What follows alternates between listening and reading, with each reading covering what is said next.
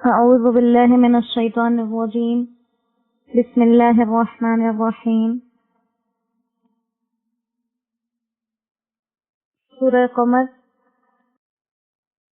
آیت نمبر 47 سے آج کا سبق ہے. ان المجرمین، بے شک جو لوگ گنہگار ہیں، فی ضلال، وہ بہت بڑی غلطی میں ہیں، وسعر، اور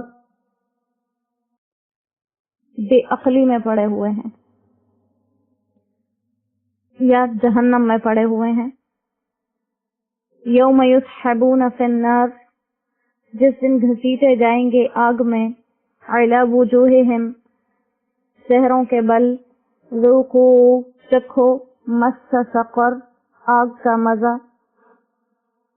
ان کل شیء، بے شک ہر چیز کو، خلقناہ، ہم نے بنایا ہے، بقدر، ایک مقرر اندازے پر ٹھہرا کر. وما امرنا، اور ہمارا کام تو بس یہی ہے، الا واحدۃ، کہ ایک لمحے کی بات ہے، ایک دم کی بات ہے، کلمح بالبصر، جیسے نگاہ کا پلک کا جھپکنا. وَلَقَدْ أَهْلَكْنَا، اور ہم ہلاک کر چکے، أَشْيَاعَكُمْ، تمہارے جیسے لوگوں کو، فَهَلْ مِن مُدَّكِرٍ، تو کوئی ہے اس بات پر سوچنے والا. وَكُلُّ شَيْءٍ فَعَلُوهُ، اور ہر وہ چیز جو انہوں نے کی، فِي الزُّبُرِ، وہ لکھی گئی ہے ورقوں میں. وَكُلُّ صَغِيرٍ، اور ہر ایک چھوٹا گناہ، وَكَبِيرٍ، اور بڑا، مُسْتَطَرٌ، لکھا جا چکا ہے. ان المتقین، بے شک جو لوگ ڈرنے والے ہیں، فی جنات، وہ باغوں میں ہیں، ونہر، اور نہروں میں ہیں. فی مقعد صدق، سچی بیٹھک میں ہے، سچ بیٹھنے کے مقام میں ہے. عند ملیک، بادشاہ کے پاس، مقتدر، جو سب پر قبضہ رکھنے والا ہے. وہ ایک ایسے رب کی محفل میں بیٹھنے والے ہیں جس بادشاہ کا سب پر ہی قدرت اور قانون چلتا ہے. صدق اللہ العظیم.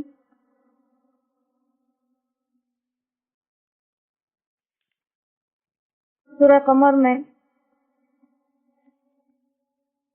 گزشتہ اقوام کے حالات سنا کر آپ صلی اللہ علیہ وسلم کو تسلی دی گئی، اور اس ضمن میں امت محمدیہ علی صاحبہا الف الف صلاۃ، ساتھ میں یہ نصیحت کی گئی کہ ان اقوام کی طرح اپنی دنیا اور آخرت کو برباد مت کر لینا، اور اپنے نبی کا استہزاء مت کرنا، اپنے نبی کی لائی ہوئی تعلیمات کا استہزاء مت کرنا، کیونکہ ایسا کرنے کی صورت میں جیسے پچھلے انبیاء کو جھٹلانے والے اس دنیا سے چلے گئے، اور اس دنیا میں بھی ذلت اور رسوائی کا نشان بنے، اور آخرت میں بھی ہمیشہ کی ذلت اور رسوائیاں ان کی قسمت میں ہیں، ایسا ہی تمہارا حال ہو جائے گا. اور وہ قیامت، اس کی گرمیاں، اس کی کڑواہٹیں تم سہ نہیں سکتے. مجرمین کا حال یہ ہے کہ فی ضلال، دنیا میں تو بہکے ہوئے ہیں، اور آخرت میں ان کا ٹھکانہ سعر، جہنم ہے. سعر کا لفظ اس سورہ مبارکہ میں 2 دفعہ آیا ہے. جہاں پہلی دفعہ آیا وہاں پر اس کا مطلب جنون، پاگل پن سے کیا گیا، اور یہاں پر اس کا مطلب جہنم کی آگ سے کیا گیا کہ وہ لوگ جہنم میں ہیں. اور ان کا حال یہ بیان کیا گیا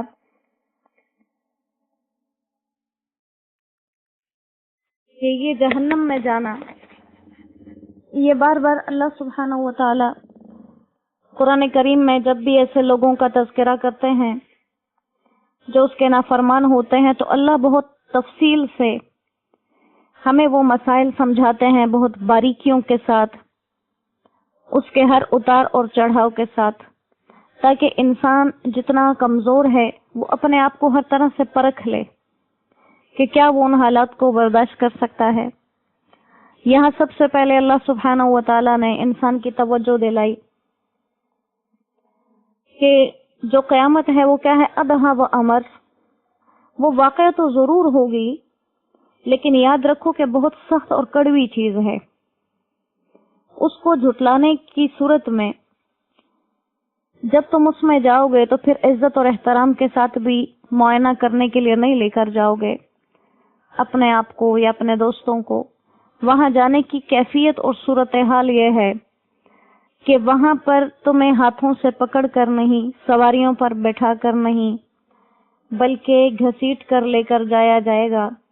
اور دنیا کے اندر ہم دیکھتے ہیں بعض لوگ اپنی قوت اور طاقت میں ایسے کرتب دکھاتے ہیں کہ ان کو گاڑیوں کے پیچھے باندھ کر دور دور تک گھسیٹ کر لے کر جایا جاتا ہے اور ان اپنے صبر اور برداشت کا امتحان دیتے ہیں۔ تو اللہ نے فرمایا یہ کوئی دنیاوی قانون نہیں ہے، تو میں ایسا نہیں گھسیٹا جائے گا، چہروں کے بل گھسیٹ کر جہنم میں وہ لوگ ڈالے جائیں گے۔ اللہ کریم ہم پر اپنے خاص رحم اور فضل کے سائے رکھے۔ تو کہا کہ جس روز وہ لوگ اپنے چہروں کے بل گھسیٹ کر جہنم میں ڈالے جائیں گے۔ اب اللہ اس کو مزید ہولناک کر کے ہمیں سمجھا رہے ہیں کہ ایسا ہونا یقینی ہے، کیونکہ اللہ سبحانہ و تعالیٰ کی ذات میں اور ان کی صفات میں اور ان کی بات میں کوئی شک و شبے کی گنجائش نہیں ہے۔ اور گھسیٹ کر ڈالے جانے کے بعد ان سے کہا جائے گا کہ مس سقر، اب آگ کے لگنے کا مزہ چکھو۔ مس کہتے ہیں چھونے کو۔ اب دیکھو یہ آگ جب تمہیں چھوئے گی تو اس کا مزہ کیسا ہے۔ لہذا اگر تمہیں ابھی بھی شبہ ہے کہ قیامت آج ہی کیوں نہیں واقع ہو جاتی، ہم جو جھٹلا رہے ہیں تو ہمارے جھٹلانے پر قیامت کیوں نہیں آ جاتی، تو اللہ فرماتے ہیں یہ ایسا نہیں کہ ہر انسان کے لیے الگ سے آئے۔ ہم نے ہر چیز کو زمانے کے ساتھ، وقت کے ساتھ، انداز کے ساتھ ایک خاص اندازے پر پیدا کیا ہے۔ خلقناہ بقدر، اندازہ کرنے اور حکمت اور مصلحت کے ساتھ بنایا ہوا ہے ہم نے۔ لہذا جس زمانے کے ساتھ اپنے علم میں اللہ نے اس کو معین اور مقرر کیا ہے، اسی طرح سے وہ قیامت واقع ہوگی، نہ اس سے پہلے آئے گی نہ اس کے بعد۔ لہذا جب نافرمانیاں کثرت سے بڑھ جائیں اور قیامت نہ آئے تو اس کا مطلب یہ نہیں ہے کہ قیامت کے واقع ہونے میں کوئی شک ہے، بلکہ ابھی اس کا وقت نہیں آیا۔ ہم دنیا میں دیکھتے ہیں کوئی انسان کبھی ہماری نظر میں اتنا بیمار ہو جاتا ہے کہ اس کے بچنے کی امید نہیں ہوتی، لیکن کچھ عرصے بعد صحیح سالم تندرست ہو جاتا ہے اور اسی تندرستی کی حالت میں دنیا سے چلا جاتا ہے۔ تو اللہ ہمیں بتانا چاہ رہے ہیں کہ نافرمانیوں کے ذریعے سے قیامت نہیں آئے گی، وہ اپنے وقت مقرر پر آئے گی، تو کسی کو قریب لگے گی، کسی کو دور لگے گی۔ اِنَّ كُلَّ شَيْءٍ خَلَقْنَاهُ بِقَدَرٍ، ہم نے ہر چیز کو ایک حکمت اور مصلحت کے اندازے سے بنایا ہے۔ اور اس کا ایک مطلب یہ بھی ہو سکتا ہے کہ اللہ سبحانہ و تعالیٰ نے تمام مخلوقات کو اور ہر قسم کی اس میں موجودہ نوع کو ایک حکیمانہ انداز سے کسی کو چھوٹا کسی کو بڑا بنایا ہے۔ پھر ہر فرد کی تخلیق میں بھی بڑی حکمت رکھی ہے۔ انگلیاں ایک جیسی نہیں، لمبائیاں ایک جیسی نہیں، ہاتھ اور پاؤں کے ٹھکانے الگ الگ، ہاتھوں پاؤں کے کھلنے بند ہونے سمیٹنے کے لیے اللہ نے چھوٹی چھوٹی یہ ہڈیاں پھیلا کے رکھی ہیں۔ ایک ایک عضو کو دیکھا جائے تو اللہ سبحانہ و تعالیٰ کی عجیب اور غریب یہ قدرت کے نظارے نظر آتے ہیں۔ تو یہ بھی مطلب ہو سکتا ہے کہ اللہ سبحانہ و تعالیٰ نے ہر انسان کو ایک اندازے سے بنایا ہے، ایک اندازے سے بنایا۔ اور بعض لوگ کہتے ہیں کہ قدر کا لفظ جب شریعت میں دیکھا جائے تو تقدیر کے معنی میں آتا ہے۔ تو اکثر علماء نے اس آیت کی مراد یہ لی ہے کہ اس یہاں پر قدر سے مراد تقدیر ہے۔ جیسے حضرت ابو ہریرہ رضی اللہ تعالیٰ عنہ کی روایت مسلم اور ترمذی شریف میں مسند احمد میں موجود ہے کہ مشرکین قریش ایک مرتبہ آپ صلی اللہ علیہ وسلم سے تقدیر کے بارے میں جھگڑا کرنے لگے تو اس پر یہ آیت مبارکہ نازل ہوئی، جس کا مطلب یہ ہے کہ ہم نے تمام جہان کی ایک ایک چیز کو ایک ازلی تقدیر کے مطابق بنایا ہے، یعنی ہر چیز کے پیدا ہونے، اس کے مقدار، اس کے موجود رہنے، اس کے ختم ہونے، اس کے بڑھنے، اس کے گھٹنے کا پیمانہ اس کے پیدا ہونے سے پہلے لکھا گیا تھا۔ جو کچھ اس جہان میں پیدا ہو رہا ہے وہ اسی تقدیر ازلی کے مطابق ہوتا ہے۔ لہٰذا جو تقدیر کا مسئلہ ہے یہ ہمارے اسلام کا بنیادی عقیدہ ہے، اور جو تقدیر کا انکار کرے وہ منکر اور کافر ہوتے ہیں، اور جو کوئی تعویل کریں وہ فاسق کہلاتے ہیں۔ عبداللہ ابن عمر رضی اللہ تعالیٰ عنہ سے روایت ہے کہ آپ صلی اللہ علیہ وسلم نے فرمایا، ہر امت میں کچھ مجوسی لوگ ہوتے ہیں، اور امت محمدیہ صلی اللہ علیہ وسلم کے مجوسی وہ لوگ ہیں جو تقدیر کا انکار کرتے ہیں۔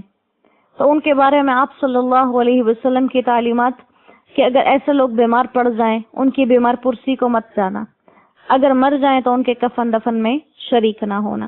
تو بعض حضرات نے یہاں پر قدر کے معنی تقدیر لیے ہیں، اور تقدیر الہی مراد لے کر وہ کہتے ہیں کہ ان آیات کا یہ مطلب ہے کہ ہر انسان کی تقدیر اس کی پیدائش سے پہلے لکھے جا چکے ہیں۔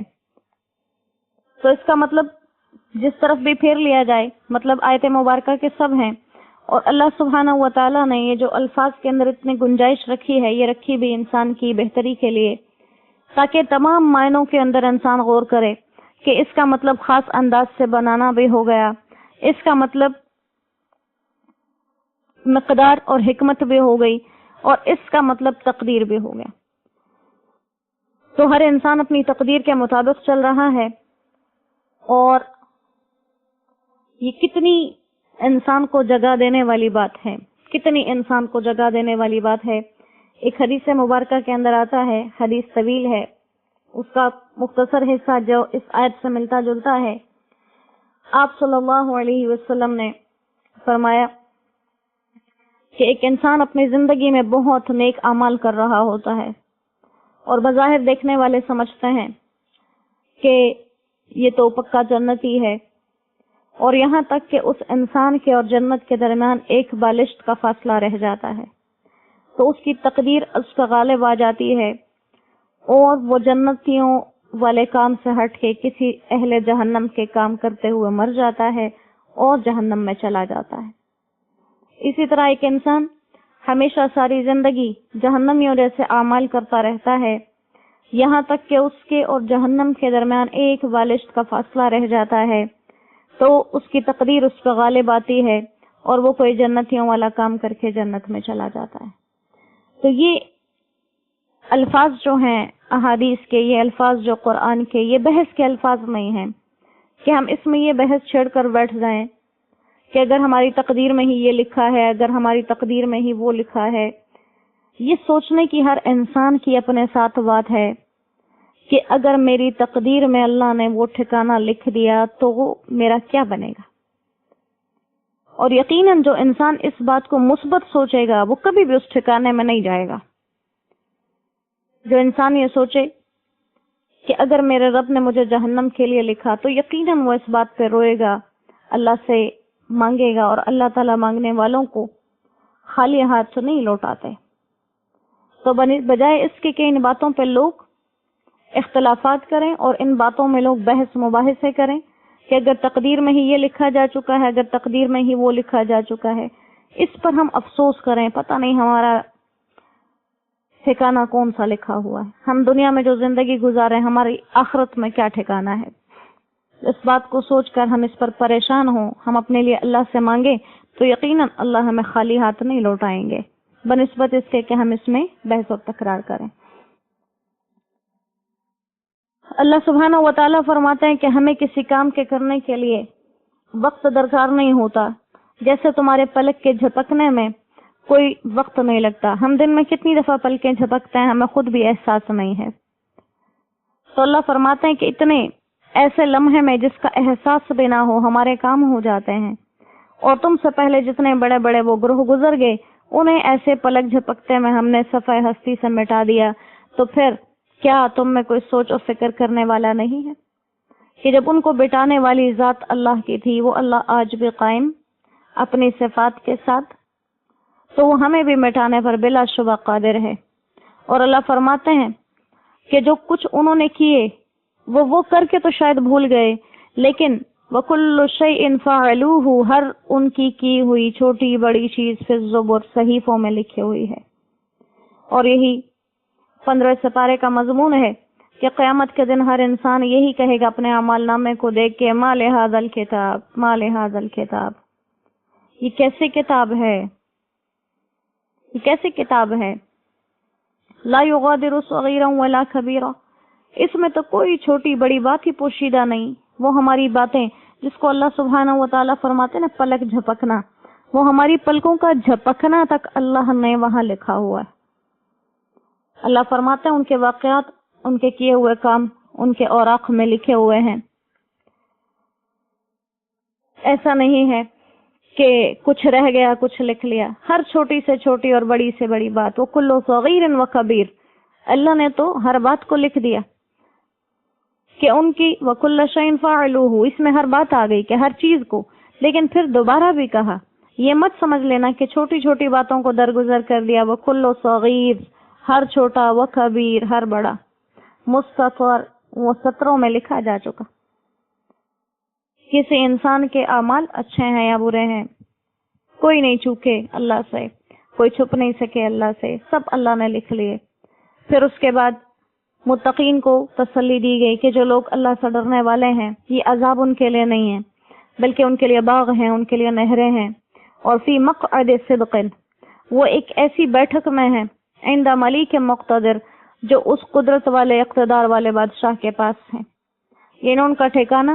اب ان کو مزید کوئی لمبے چوڑے حساب کتاب یہاں دوبارہ سے ذکر نہیں کیے کہ نیک لوگوں کو کیا ملے گا، کیونکہ جو نعمت یہاں بیان کی گئی سب سے پہلے کہ وہ ایک ایسے رب کے نزدیک بیٹھے ہوئے ہیں جس کا سب پر قبضہ ہے، سب پر قدرت ہے، تو یقیناً جب ہم کسی بڑے انسان کے پاس دنیا میں جاتے ہیں تو ہم کسی بھی چیز سے پھر وہاں محروم نہیں رہتے۔